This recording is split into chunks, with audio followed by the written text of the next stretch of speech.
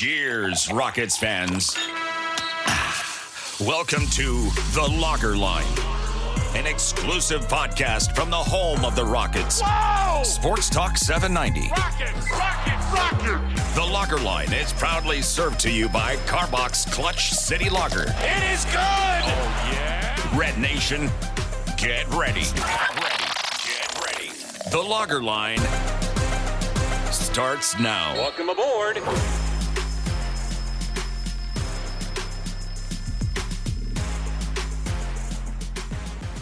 Welcome in to a special breaking news episode of The Lager Line, as always served to you courtesy of Houston's Carbach Brewing. I'm Ben Dubose, your host, editor of USA Today's Rockets Wire, and contributor to Sports Talk 790, official flagship radio station of your Houston Rockets. We're chatting midday, Sunday, June 22nd. It's a big day on the NBA calendar because Game 7 of the Finals is tonight, but the bigger news is actually off the floor, especially if you're a fan of the Rocket, because courtesy of ESPN Shams Charania, who to no surprise broke the story, we now know Kevin Durant, Houston Rocket. What a deal. Jalen Green, Dillon Brooks, the number 10 pick in Wednesday's first round, and 5 second-round picks going to Phoenix. It works under the cap. The Rockets will have to wait until July 6th to finalize the deal because it takes waiting for Jalen's higher salary, which will start with next fiscal year, which begins on July 1st. So there will be a bit of awkwardness on Wednesday with the number 10 pick putting on a Rockets hat before eventually being traded to the Suns, but everyone knows what's going on, and ultimately the end result will be Kevin Durant playing for the Houston Rockets next season and most likely beyond, because even though next year is the final year of his contract, we know he wanted to go to Houston, so it is very likely that he will be signing an extension in the near future for 2 additional years. So the trade just broke less than an hour ago, so I'll say off the top, everything that we're saying today is just immediate heat of the moment reaction. As far as more nuanced analysis, how the deal came to be, I'm sure there'll be postmortems in the days ahead, and we'll have plenty to discuss as the week progresses and we learn what else the Rockets might do, because honestly, there's still a possibility that more moves could be made in conjunction with this. Do they potentially want to backfill the Jalen Green or Dillon Brooks spot with someone else they can acquire via trade or free agency? Lots of possibilities, and so this pod will just be initial reaction as far as team building and all the other possibilities. We'll talk about that as the week progresses, getting ready for June 30th, which is when free agency negotiations can happen all around the league. Rockets also have Fred VanVleet's contract to sort out, which I think now that shouldn't take very much longer since there's financial clarity in terms of who's going out, KD coming in. So lots of things that in the days ahead we can discuss. Not the draft. There's a reason why we did not have a draft theme pod, and I think you all see that today. This is just going to be immediate reaction. Kevin Durant, Houston Rocket. And I've got Paolo Alves, my usual co-host and producer, back with me today. There's a lot of angles we can explore with this move, but the one I'm going to mention off the top, you just brought in probably the second greatest player in franchise history. And before anyone points out that he's 36, he averaged more than 26 points, 5 rebounds, 4 assists per game last season, while shooting 53% overall and 43% from 3. He is still elite. He is still an all-star. He's right up there with Hakeem as far as the greatest players to ever put on this jersey. Sports are supposed to be fun. Paolo, this is going to be really fun. I'm not going to act like there are no risks. Obviously, he's at a point in his career where sometimes the aging curve can hit very suddenly. He has had a few minor injuries over the years, so there's certainly a few risks that come with this. But at the end of the day, especially when they didn't really give up any core assets, I see this as a really fun day to be a fan. I'm embracing it, and overall, I couldn't be happier. Paolo, what are your initial thoughts? Man, like, are we ready to say out loud that KD is a Houston Rocket? Like, that's never gonna sound. I know. Like, we were close before, right? We were close before. It didn't happen. I mean, I think the first takeaway is that my rule, and then we talked about this during the season. My rule for a potential trade for an aging star was that you cannot give up the core assets, and we didn't give up Jabari, right? Well, true, we don't know yet how and if we'll be able to extend them entirely, but we didn't give up Jabari, which to me was a key feature. We didn't give up any of the features some space. We did give up one good asset, which was Big Ten. in terms of like conveniency, I guess, or convenience, it was always hard for us to draft a 10 and give that player minutes without making consolidation trade elsewhere. So yes, you can fall in love, and I liked some guys. I liked Cedric Coward. I was ready to come on here and talk about him. I like Carter Bryant, obviously. Obviously, he's one of the main top 10 guys or top 7 guys fell. Mahuak would have been interesting. Kanipo would have been interesting. I personally like Jeremiah Fears, but it was always someone that, like Reed Shepard and Cam Whitmore, early on would not get a lot of playing time. So obviously, Big Ten has value, obviously, but it's kind of useful to use that value in the trade for an aging star rather than future value because you have an urgency to do something with Big Ten right now. So I never really minded too much giving up that, and you obviously have to give up something if you're going to get KD. So we kept the future picks, which is the most important part. We kept Jabari, we kept Tari, which to me are more important because, as we've talked about before, they'll be better or they'll be good with any team construction that we have going into the future. We can never have enough lengthy 3-and-D guys that can defend multiple positions. We did give up Jalen and we did give up Dillon Brooks, right? But to me, those guys are giving up the amount of value that we gave up is we can afford ourselves the luxury of spending those types of assets on a way to win now. Because as we talked about before, this team was a first round exit, almost got the second round this year. And those reps and that experience is valuable. If we went into next year and didn't make many upgrades and we went and we got out in the first round again, you don't want to kind of, obviously development is not always linear, but you don't want to be stuck in the same position for too many years because the perception of progression is something that naturally fuels everybody. And so it always made sense to make a move like this. Now, let's start to talk about what it cost, right? Cost Jalen Green. Obviously, that's tough. I have 2 Rockets jerseys. One of them is Amen Thompson. The other one's Jalen Green, right? There's no hiding that Jalen Green was the guy that was sold to us throughout the years as, okay, this is our new franchise guy. This guy's going to be incredible. We're going to have incredible moments with him. And we had some, but it was always a question of ups and downs with him. And it will stink if we see him being successful on another team because we'll always feel like, oh, we could have had him ourselves and we traded him away. But at some point, you got to make tough decisions. And this team has a lot of upside still. And listen, if we want to be, kind of realistic about it, Kellen has had a lot of time to make more of his career here. And I guess the last series he played here just left the sour taste in everybody's mouths. And as far as the rest of the sour filler, giving up Dillon Brooks, I know, I'll pass it back to you, and I know we'll get into the implications of this on the court and what rotations could look like and other moves that we could make. But when you trade for KD and you keep Tari and Jabari, now you have 3, high minutes forwards that are going to take up most, if not all, of your minutes at the 3 and the 4, which means that Dillon Brooks is more than likely going to have to be playing a lot of 2. And if we're being honest with ourselves, across the last 2 seasons, Dillon Brooks' defense when it comes to guarding the perimeter and guarding guards has actually been getting worse and declining over time. We've kind of sometimes even put him on forwards and bulkier guys because he's strong and he could deal with them. But you're kind of selling high on Dillon.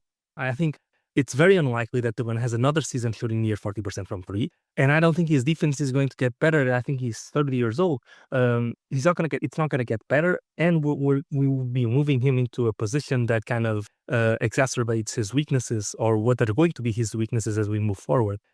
So Dillon is obviously a useful player, was a big part of our spacing here, but I don't mind moving him too much. And, because we would have to play him guarding guards more often, and when you take into consideration that that's perhaps what unlocked our ability to keep Jabari, I think that's a no-brainer. And, it's very early in the offseason, so who knows? We still have Jock Landale, we still have Aaron Holiday. I'm not sure if we're required to waive them or decline their options to make this deal happen. I don't think we are. So you still have, a ballast of what, $12 to $15 million that you could use to trade for someone that is a little bit cheaper and maybe is more of a shooting guard type if you want to have that option off your bench. So all in all, it's just, I think massive props to Rafael Stone. KD is still an insanely good player. We didn't give up anything that we're going to be kicking ourselves over in the next few years unless Kellen turns out to be the star that he could be. but you got to give up something to get something, right? And it's incredible.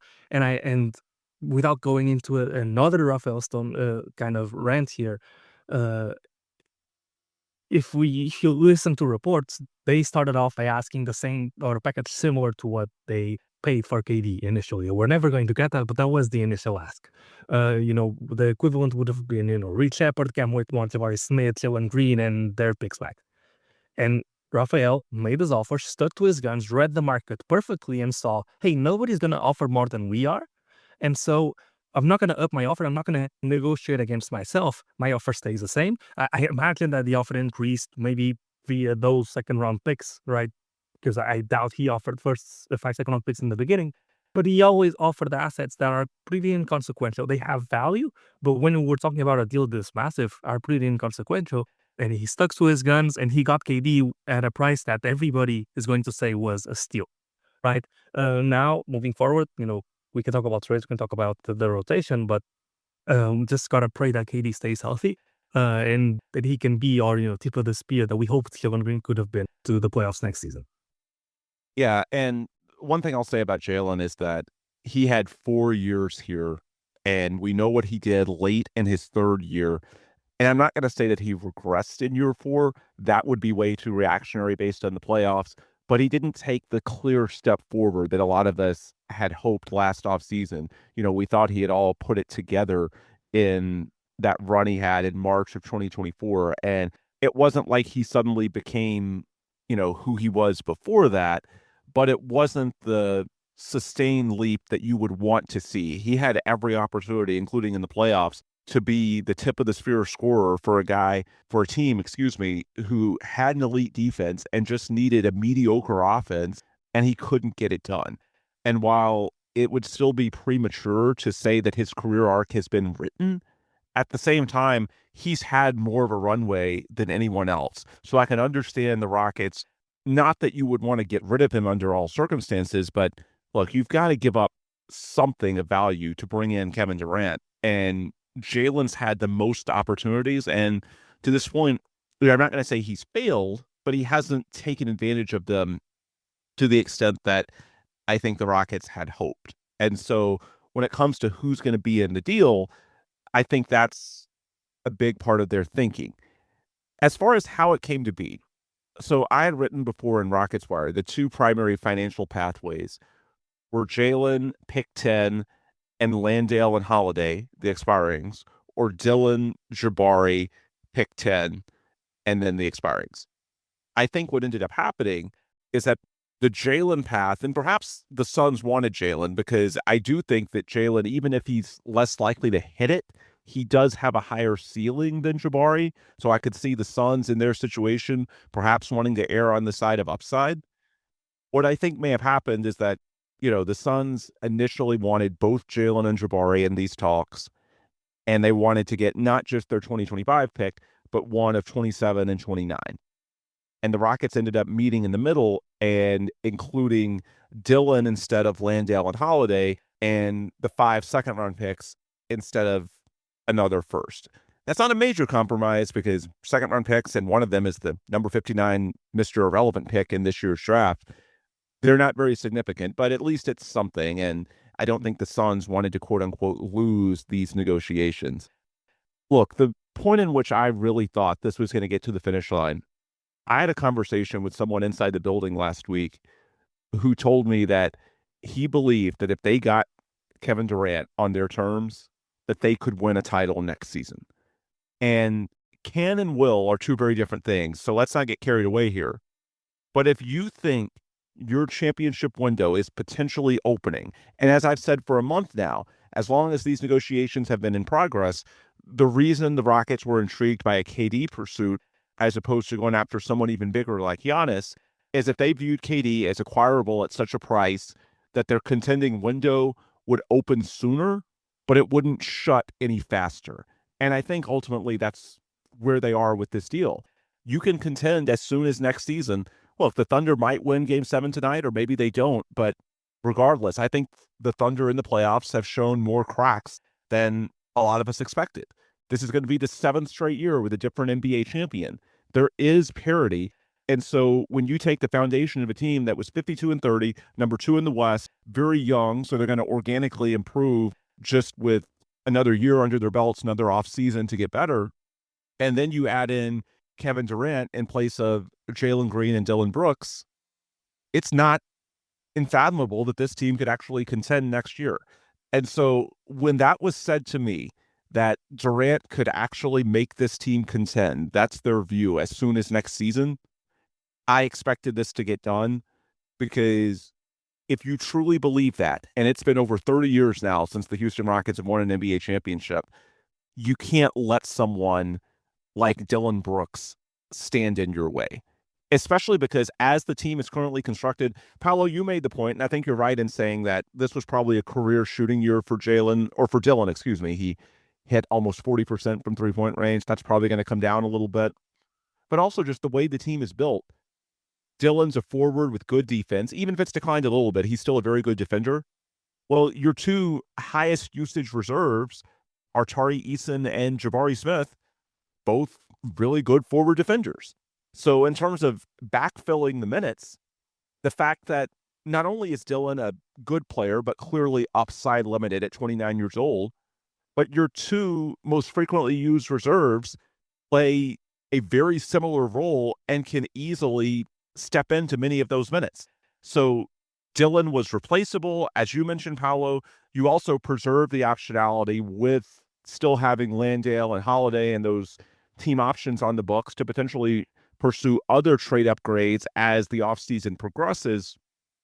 I just think at the end of the day, I would be surprised if Jalen and Dillon were both in the deal from the outset, but I think Dillon's an acceptable sacrifice, especially because we've seen Rafael Stone fill out his rotation very efficiently. Look at the discount rate that they got Steven Adams on via trade, giving up basically just 2 second-round picks by making the deal at the right time. And look how important he is to the formula right now.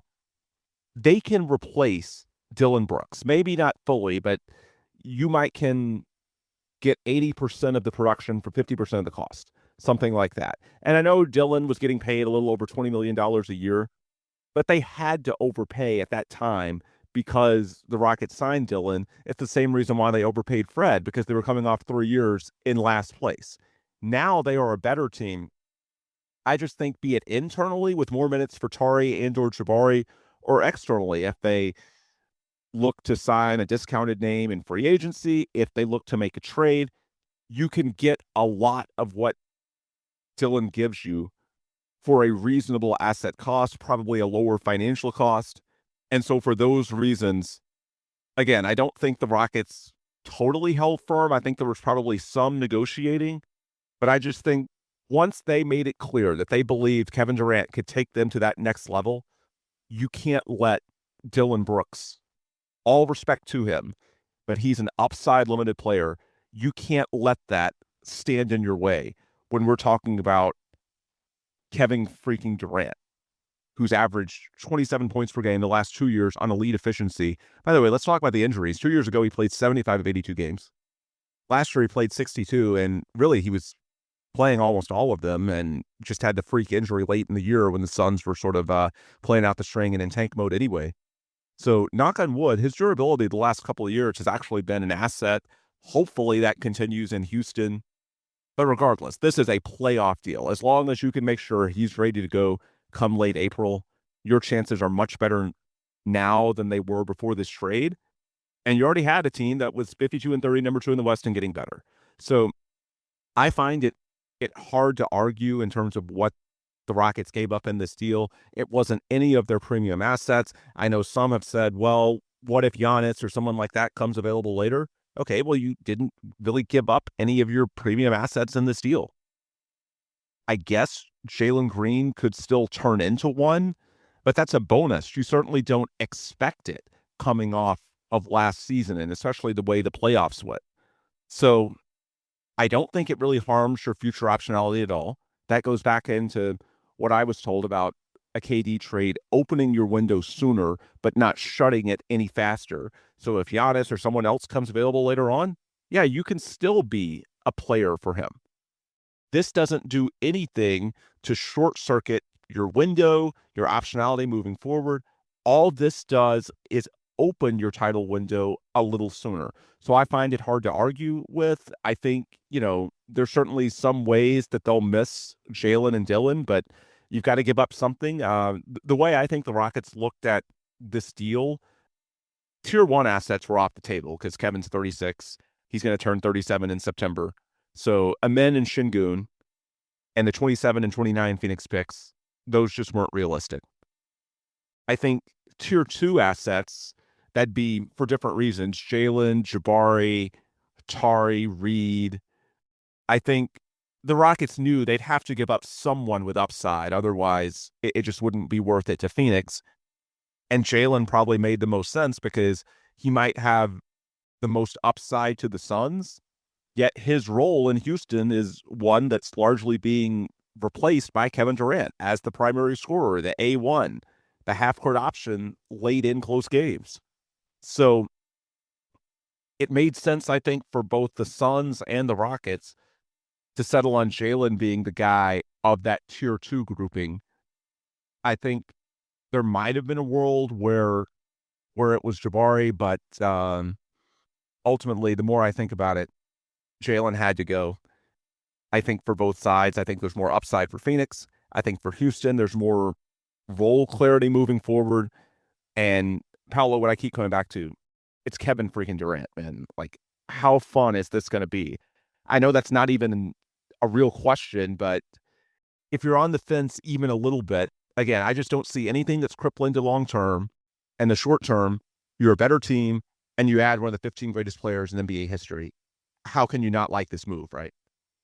I mean, just personally speaking, KD is one of my favorite players of all time. Like, I get the entire narratives about how he won in Golden State. Just let's forget all of the narrative-based stuff and just let's watch the guy play. He's a 7-foot jump shooter who can move as well as anybody that size. He, if he could build a player in the lab, he would be that player. Listen, the only question here is if he stays healthy. And I think at this point, it would be hard to project him to lose mobility, because if that were to happen, I think that would have happened already. So I don't think his play is going to decline as much as at a certain point his body might, not keep up, and then he will have injuries. I think it will be more of maybe a Paul George type of situation rather than a James Harden type of situation, where with James, you can clearly tell he just can't move as well anymore. With Paul George, he can still move, but he's just always hurt. So I think when KD is playing, I think we'll get, that level of KD, the level everybody knows. And the level that would have gotten us probably to the Western Conference Finals this postseason if we had him instead of Jalen. Because there's other things that we do that just leave you salivating here, which is, well, the spacing is fixed. You're going to have to respect Kevin Durant on the perimeter, and now you can play this. I'm just talking about the lineups here, and I'm not sure what the starting lineup will be. But yeah, as currently constructed, I'm thinking it's Fred, Amen, KD, Tari or Jabari, and Şengün. That's as they're constructed now. Now, maybe there's some other deal they can make for more of a scoring presence, although they don't necessarily need it. We know they want to play Reed Shepherd and Cam Whitmore anyway, and those are two guys that have offensive upgrade that they want to lean into more as is. They don't necessarily have to make a trade for someone more backcourt oriented. You could just start Jabari and make him a complementary piece around KD, Amen, and Şengün. But I think that's your starting lineup as things currently stand. yeah, I think, listen, and it kind of leans into the entire. It's not necessarily double big. It's kind of triple big as well. Like so basically, I think the most likely thing is, and I think the thing that's basically set in stone, is that the man moves to the 2 here, which playing a man as a guard brings us back to that lineup we had when Fred was not healthy, and we had a man, playing point. We want a man to be the on-ball defender basically every time that he's on the floor. When we have a man on the floor as the on-ball defender, what we don't have is a man on the weak side grabbing rebounds. And when we had Dillon Brooks and Jalen Green and Fred VanVleet all in the same lineup, we just had to. Those guys were often trying to rebound over guys that are a lot bigger than them. That goes away because now we move men back to one of the guard spots, and we have all of this size to grab those rebounds, and we can still play that same level of defense because KD is lengthy. He can do a lot of the same job. And to me, you fix the spacing as well. We're not going to have a world in which Sengun can be triple teamed and double teamed and it go unpunished. And we won't have to be as reliant on grabbing 2 and 3 offensive rebounds in order to make up for our lack of shooting and our lack of spacing. And, that's systemically, right? That gets fixed. And then on specific matchups and in the playoff series, you also get the added bonus that you now have a guy on the perimeter that can go out and get a shot for himself. And we've talked about before how it's a lot harder in the postseason to feed the post and how that can get denied and how you can burn valuable seconds off the clock in a late game, seconds left situation for a buzzer beater.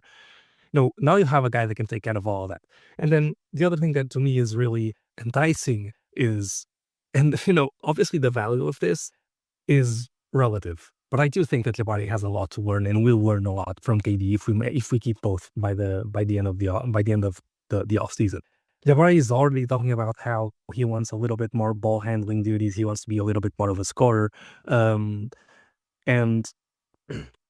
KD is basically who you idealize Jabari to be. Now, obviously, Jabari is never going to be like KD. But if Jabari has just a little bit of a face-up game, that just goes such a long way for this team. Because even with KD here now, well, he's one guy on the perimeter. You'll still need, some secondary creators beyond him and Sengun. And I think Jabari is someone who should be able to get a shot anytime. If you double KD, if you deny the post on Sengun, I think that, and I think it comes at the perfect timing as well because, well, you get to extend Jabari this offseason.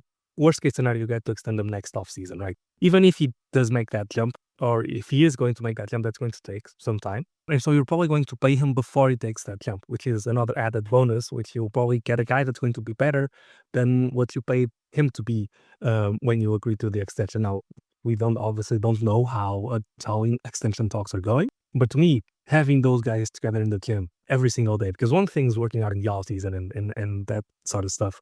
The other is being in the same gym every single day and then picking up, getting to see KD work. KD, by all accounts, is one of the hardest workers in the league. Even when he's requested trades, he's always requested trades to teams that made some sense, right? He's always had that basketball mentality. And I think he's one of those guys just, lives and breathes basketball. And so I'm just incredibly excited for what that means for Jabari. I'm incredibly excited for what that means for the rebound. I think it's a perfect fit.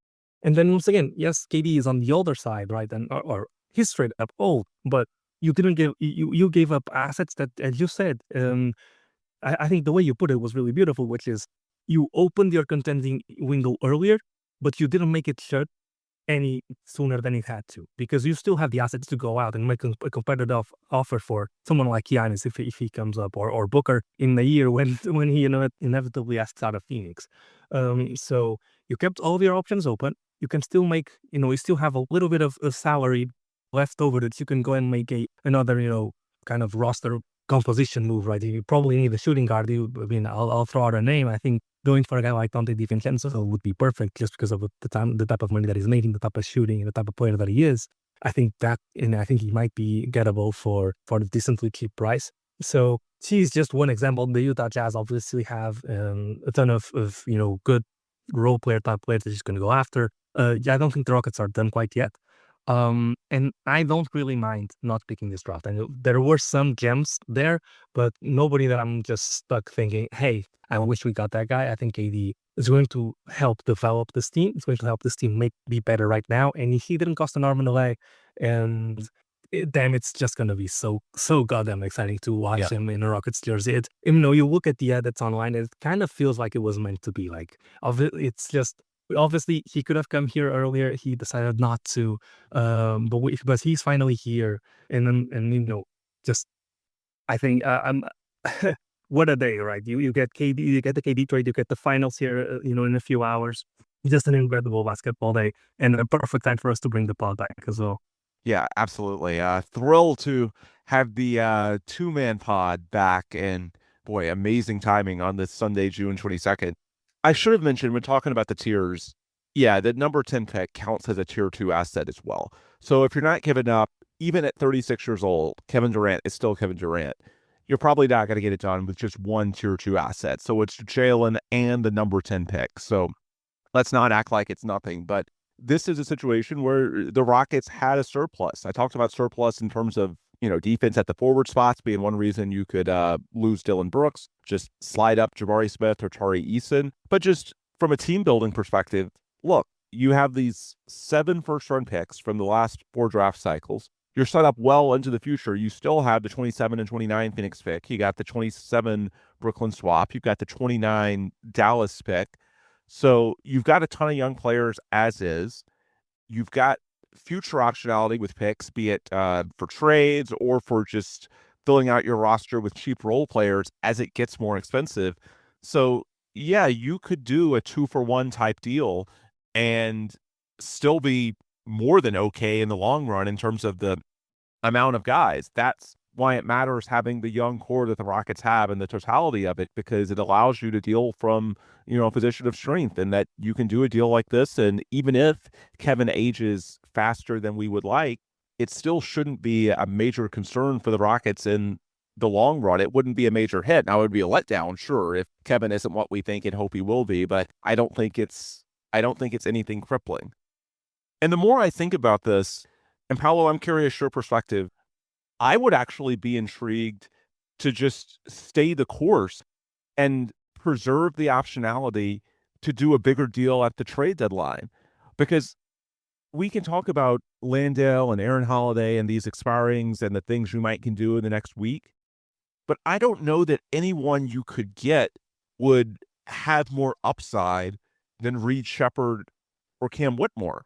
So the more I think about it, Paolo, and this is just live, real-time, unfiltered reaction, I'm sort of inclined to stay the course, pick up those team options if you can so that you have the expirings, and then if you learn midway through the year that Reed and Cam, one or both, still aren't ready, then you have those expiring salaries that you can easily trade at the deadline to get you that additional oomph on offense that you might need. Or maybe you need one more defender to help replace Dillon, because obviously Reed and Cam, neither is known for what they do on the defensive side of the ball.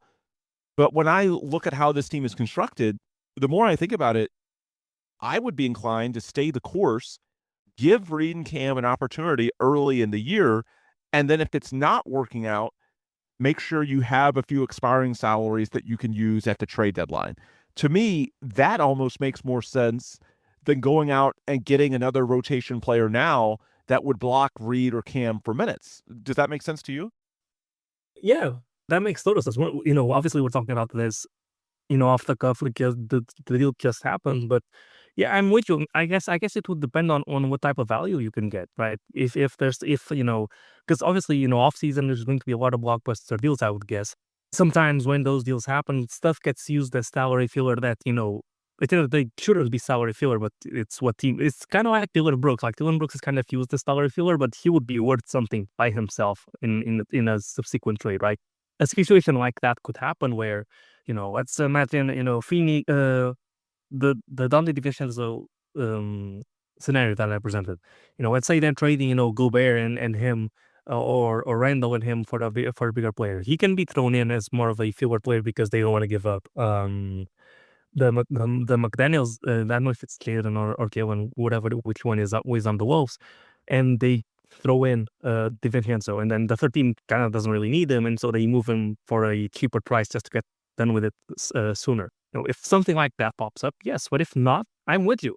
You could run it with Reed Shepherd playing and Cam Whitmore playing, because that's one thing that trading away Jalen and Dillon does for you, is that, well, Jalen's playing 30 minutes a night, and Dillon as well, at the very least. And so you're trading 60 minutes for, just round number, 60 minutes for 30 minutes or 35 minutes of Durant. You're opening up 25 minutes of rotation time.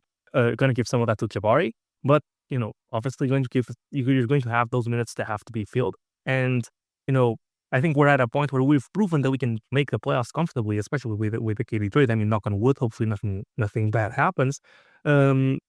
That you can, afford to, play around a little bit, see how it works. And then at the deadline, or even before a little bit, if you see that, you can pull the trigger on a move that could cost you more assets wise, if in a more desperate situation. But I think that's a risk I'd be willing to take to make sure and to give real chances to Reed Shepard and Cam Whitmore, because when you look at Reed Shepard's games last season, well, his best games were the games where he started, right? And I think that says a lot. I mean, he's the type of player that needs a little consistent playing time or a bigger role to get himself acclimated and in rhythm. And if that's the case, this opens up space for him. And we cannot forget that, we don't know what the terms of the Fred VanVleet extension are going to be, but the plan will always be that either Amen Thompson or Reed Shepard eventually take over that point guard role. And, maybe even both take over the backcourt, since we're planning on having a man there at this point as a shooting guard. And so you don't want to let that go. But I do have an inkling. I mean, it's not information or anything, but by the way Cam Whitmore was being talked about, earlier in the offseason, that perhaps there might be a situation there where he doesn't really want to stay another year. And, I don't know how that will sort itself out. But it could be a good thing or a bad thing. It could be that he wants to get out and get a better chance elsewhere. Or it could be that we just opened up minutes. You're going to have your chance now. You better step up to it. So, yeah, I don't think there's definitely not in a rush to make something happen right now. And I do agree with you, now that you put it that way, I would probably rather, sit with what we have and hold for a move, in the future. Because, I mean, even though Kevin Durant is a forward, right, the role he plays is one of a scoring guard. And we have so many positionless players that we can afford to have maybe play one position on defense and play different position on offense. All of that to say that, yeah, I'm with you. And the last angle I want to go into, so from a basketball standpoint, this makes all the sense in the world. And actually, I'll follow up real quickly on the trade angle. So just from a value perspective, I think guys like Landale and Holiday, if you pick up the options, they'll probably be even more lucrative at the deadline. They'll be more useful chips than they are in the offseason, because at the deadline, the Rockets will have already paid at least half, if not more, of their salaries. So that expiring filler that they are, or anyone else, I mean, conceivably, you could trade for an expiring contract and then, have the optionality to move that guy again. It doesn't have to be Landale and Holiday. It's just picking up those options is the easiest way to have it internally. But the point is, at the deadline, it's closer to cash savings because you've already paid off over half of those contracts. As opposed to this offseason, a team acquiring them would have to pick up the options and have them on the hook for the entire season at their $8 million salary in the case of Landale and about $5 million in the case of Holiday. So beyond giving your young guys more opportunity early in the year, and if they don't take advantage of it, well, you still have time to make a deal at the deadline and integrate whoever you get by the time things get really real in April and May. But also, it's just more lucrative to other teams in that those salaries, no disrespect intended towards Jock Landale and Aaron Holiday, but nobody's really acquiring them for basketball reasons. It's a financial transaction. And so just a little thing, but the financial savings angle of it is even more so when those contracts have been half or more paid off already. And so it's closer to them actually becoming free agents and money that truly does roll off the other team's books, the other team that in this case is hypothetically trading a veteran to you. Anyway, the final segment that I wanted to get to. So basketball-wise, this checks every box. The Rockets needed an A1. They needed someone to get them to the finish line. We've talked about it for months, even years. Now they've got that guy in Kevin Durant, at least in the near future. They didn't cripple their long-term optionality in this move. And so I find it hard to review this trade anything but positively. But the other angle that I wanted to explore before we wrap up.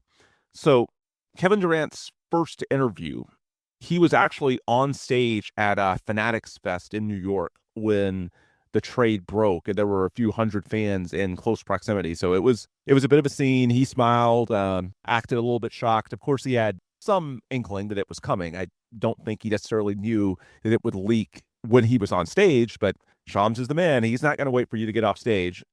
And then shortly after that, he actually did an interview, and the interviewer asked, why Houston? And technically, I think he's not supposed to talk about it because he's still under contract with Phoenix. The trade won't be processed until July 6th because, as mentioned off the top, the Rockets got to wait until Jalen's on his higher salary. But come on, I find it hard to believe the NBA is going to discipline Kevin Durant over this. The deal is done. It is what it is. And so the interviewer was asking about how the deal came to be. And her question, did you have a hand in this? Kevin's response, most definitely. They asked me where I wanted to go. Some of my destinations I gave to them, and here we are. Why Houston? They had a great season last year. Loved that leadership. I felt like I'd be a good addition. It's been well documented, the relationships that Kevin has with Ime Udoka and Royal Ivy, Rockets coaches. Ime during the year talked about Kevin being a great leader, that he was the perfect example for young guys. I think everyone, when they saw Ime giving that message, I think it was February or March, one of the games where Phoenix came to Houston, it was hard not to wonder about the potential of this getting done in the offseason, because not only does Kevin help you from a basketball perspective, but he's the type of guy that can be a good mentor, a good example for the younger guys you're trying to develop as well. And I think Kevin saying that kind of stuff, and he'll certainly say more when we get to July and the Rockets can officially introduce him at a press conference. But this sort of cements that the Rockets are a destination. And so it had been reported the last couple of weeks that the Rockets were on KD's list. But to see one of the greatest players in NBA history want to go to Houston, choose the Rockets, obviously we know the record they had last season. Ime Udoka, one of the best coaches in the league, he just got a well-deserved contract extension. To me, it validates that the Rockets are, going forward, one of those franchises. It feels sort of like, if you look to the last 10 to 20 years, the Heat and Warriors are two examples that it feels like they're never out of it, because they're always at least in the conversation. We thought the Warriors might be finally fading to the pack and then back to the pack, and now they get Jimmy Butler.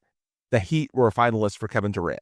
There's just certain franchises that are always on the list, that are always desirable. And the Rockets haven't always been there. There have been certainly stretches in franchise history where they were. And so these last few years, it's felt like we were building to a point where the Rockets were going to be one of those it franchises again. And honestly, they should be. I mean, it's obviously a very good team. Houston's one of the bigger markets in the NBA. It's a city where a lot of players live in the offseason anyway. Good weather, or at least good weather if you like it warm, which a lot of NBA players do. Don't think it's a coincidence that KD's list was the Rockets, the Spurs, and the Heat. But I just think seeing KD leverage his way to Houston, beyond just what it means for the basketball team next year, to me, it sort of confirms what we had suspected for a while, which is that the Rockets are set up not just in the short term, but in the long run, the way they've built the last few years. You hear the term sustainable contender. It's one I've said on this pod a ton if you're a longtime listener. And I think we're here. The window is open because KD is here. But I also think the way KD chose the Rockets, the way he leveraged his way here, one of the best players in NBA history, I think not only should it leave you feeling good about the short-term future of this franchise, but also just, the foundation. Guys like, obviously, Ime Udoka as head coach, but Rafael Stone as GM, Tillman Fertitta as owner. The fact that one of the best players in NBA history basically chose you with a lot of options, to me, that just reinforces that both on and off the court, this franchise is doing the right things. And it just sort of secures, in my opinion, a future where it feels like the Rockets are going to be a destination franchise for a while, right? Like, certainly they should be based on the quality of basketball on the floor, how good the team is. But then when you see KD choose your franchise, for me at least, it just reinforces that, hey, the Rockets may be, for the next generation, what the Heat and Warriors have been for this past generation. And what I mean by that is, the Knicks and Lakers, teams like that are always going to be it franchises simply because it's New York and LA. But there's teams outside of that tier one that's strictly about market. There's a tier two that's maybe not New York or LA, but pretty damn close, especially if the team is winning, has good ownership, has leadership up and down the organization, from ownership to GM to head coach. There's alignment. It feels like, the culture organizations of the past generation, the Heat, the Warriors, the Spurs until the last 7 or 8 years. By the way, how good does it feel that Kevin Durant will not be going to San Antonio? You could potentially throw the Mavs in there until the Nico Harrison reign of terror. But to me, beyond just the basketball, it just sort of signifies the Rockets are indeed being perceived by the heavyweights around the NBA the way we would like them as fans to be perceived. That's the takeaway I have listening to KD talk about the Rockets and seeing him pretty much choose the Rockets. Paolo, anything else you wanted to add on that front or anything else before we close up shop? Yeah, I think it speaks volumes that KD wanted to come here. I think it speaks volumes about how good of a hire Ime Udoka was, because we've been having these conversations a lot because of Ime Udoka, a lot because of how competent Rafael Stone has been on rebuilding this franchise. And everybody that looks at the last 5 years can tell, okay, this team clearly wanted to be bad for 3 years because they wanted to get the talent. They got the talent. They got a coach that's hard-nosed. They made a jump. They made a second jump, and they retained a lot of their upside, and they have a lot of guys, they play really good defense. And when you're a superstar like KD, who you are a scorer first, and you see, oh, I can go to this team and, I just have to do my part for us to be an incredible defense. Like, I don't need to be, consistently walking up guys. I just need to be in my position and be smart and grab my rebounds and be in the right places. And then I can just do whatever I want offensively because I have Open Shingle who's going to draw a lot of attention. Then I got shooters around us. But in all positions besides the man at this point, we don't know how it will be next season. I think that's just the perfect situation for any scorer to, want to get traded to. And then I see the way I see it, and I guess this is probably an overreaction to the trade, but the Rockets are currently the second best odds to win the championship next year. In Vegas, right, in the odds. Like, there's OKC number 1, the Rockets are number 2, slightly ahead of the Knicks. And I think that speaks for itself. I know people overreact, and Vegas is not always a perfect reflection of, reality, but people don't want to lose money when they're betting. So that's because the public perception of this team is what we're seeing, which is one of the best defenses of the league, absolutely smothering, that just replaced someone who was a net negative on the court. Sorry, Jalen, but that's what it is. They just replaced that with an all-time great scorer that's going to play the same role offensively, just be much, much better at it. And I think we've been able to hang with every team in the league this season without that. And now we just got a massive upgrade. And it's basically, we didn't give up. Dillon Brooks, I guess, is the only thing that we give up that was a rotation piece last year. But obviously that's replaced and more by KD. And it's just, and I guess it's back to superstar season in Houston because it's been a while. It's been a while since we've had a guy like that. I can't wait. And I can't wait to, as much as this may sound unfair, I was so tired of doing draft work. I don't know about you, but listen, it's been too many years in a row. It's been too many heartbreaks. I didn't want another guy that was going to come in and be a 40% shooter in college and then come in and be a 30% shooter here. And just kind of happy that's gone as well. And I'm just excited to see what happened this season.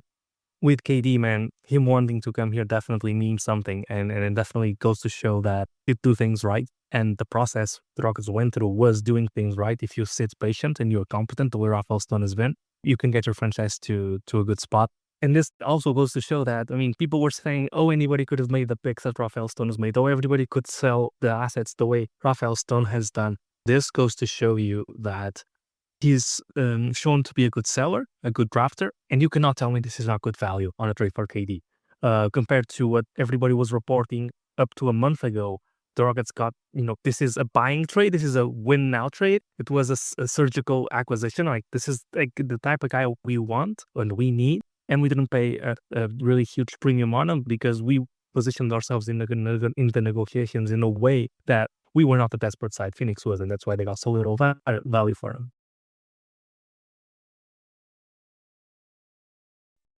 Yeah, and one thing I want to push back on, I've seen some people talking in recent weeks based on the OKC Indiana models. There's been some talk of, oh, does this prove that the superstar era is on its way out? For starters, when you look at the Thunder, SGA and Jalen Williams are stars. Tyrese Halliburton is a star for Indiana. And I just think it's pretty simple. The Rockets still have a deep rotation. They still have lots of different guys who can play different ways. So it's not like they've all of a sudden gone very top heavy. But even in the current playoffs, you still need guys. And we've seen this with SGA. We've seen it with Jalen Williams. We've seen that with Tyrese Halliburton, that when things get tight, late in close games, can just go out and get you a bucket. That's what the Rockets did not have, at least not consistently last season. And now they've got it with Kevin Durant. So even if you think the super team era of the NBA is over, which it probably is, that does not mean that there's not still a ton of importance to having one of those guys. The Rockets didn't last season. They do now. And I think above all else, that's why you should be feeling pretty good about this trade. By the way, as far as shooting, Paolo, so first off, how Houston would it be if somehow KD falls off as a shooter this year? I have no reason to think that he will, but if that happens, boy, No, your theory. don't speak that. Uh, Don't speak that into the universe. Seriously? No.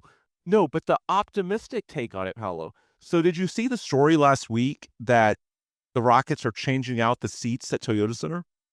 Yeah. The black ones, right? Yeah, to black ones. So if you're an Astros fan and you know all the talk that's been there in recent years about painting the batter's eye darker and darker, maybe that's what the Rockets needed all this time, to have a black backdrop better than red. And now, well, so it's not exactly clear when it will be finished. It's going to start this offseason. The entire project won't be finished until July of 26. So we don't know if the arena will be black by the playoffs next April. It could be, not 100% confirmed. But the point is, the Rockets are about to have a much darker backdrop. And if there's anything we've learned from the Astros, miraculously, the Rockets are now going to make threes when the backdrop is black instead of red, right? I mean, tell them to start with the ends of like The end zones, yeah. Yeah. Basically, start with that and then change the rest, afterwards. Or maybe you could, mind game it and just change one half, right? And you use that as sort of home court advantage, because you get in the first half, you get the good one, and in the second half, get the bad one, or the other way around. You could, you could have some gamesmanship going on. As far as the parallel with the Astros, though, I just hope, the Jeremy playing, being a superstar now. I hope we didn't send out our guy that was going to become a superstar this year. Obviously, like, no one don't want to put that out there, but yeah. And I think, listen, let's go a step further, right? Let's look at the teams that KD played for, right? The Nets have black seats, and he was incredible with the black backdrop. So we have, I don't know what the word is in English, the precedent. We have precedent, so we know he can do well with the black seat. So we should just get that done as soon as we can. Yeah, absolutely. All right, well, that's enough for one episode, so we will bring things to a close here. Again, we will have much more content in the days and weeks ahead. We won't have draft content. The Rockets are now officially out of the 25 draft, which a lot of us suspected with how deep the team already was with young players. But there's a lot more to come. At some point in the next week, the Rockets are going to finalize terms with Fred VanVleet on his next contract. They also have option decisions to make on the aforementioned Jock Landale and Aaron Holiday. We'll see if the Rockets make any moves in the start of free agency, be it by trade or using whatever exceptions they have available. Still to be determined exactly what financial tools they'll have and how much wiggle room they'll have to play with over the remainder of the offseason. Or maybe they, as we talked about on this show, choose to just stay the course and learn more about guys like Reed and Cam. And then if you need to make an upgrade, you might not even need to. But if you need to, you'll still have that option available to you during the season next year as you get closer to the 26th trade deadline.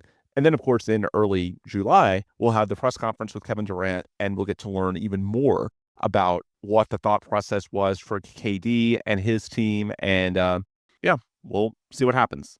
Regardless, it's a good time to be a fan of the Houston Rockets, and I think it'll be a good time to subscribe to this podcast, because we'll have a lot more content over what promises to be a very fun few months leading up to the 25 to 26 NBA season, or the most anticipated in Houston in some time. All right, that will do it for today. But if you want more content before our next show, the best place to get it is online. Paolo is on Twitter/X at PaoloAlvesNBA. I'm on Blue Sky at Ben Dubose. And the show is on Twitter/X at The Logger Line, where if you hit up the link tree in the bio, you can find links to our friends, sponsors, partners of the program, USA Today's Rockets Wire, Houston's Carbach Brewing, Sports Talk 790. Please consume their content if you have not already. That's how we can look good to those friends, partners, and sponsors and keep this podcast running as one of the most active ones covering Houston Rockets basketball. Also, you can find distributors of the podcast. We've got links to Apple, Google, Spotify. If you have not already subscribed, leave a positive review. Please do so. Again, that's another way we can keep looking good and keep rolling as one of the most active podcasts covering your Houston Rockets. With those plugs complete, we will adjourn for today. For Paolo Alves, I'm Ben Dubose. Thanks as always for listening. And folks, Kevin Durant is a Houston Rocket. More coverage on the way. Stick with us at the Logger Line as the offseason continues.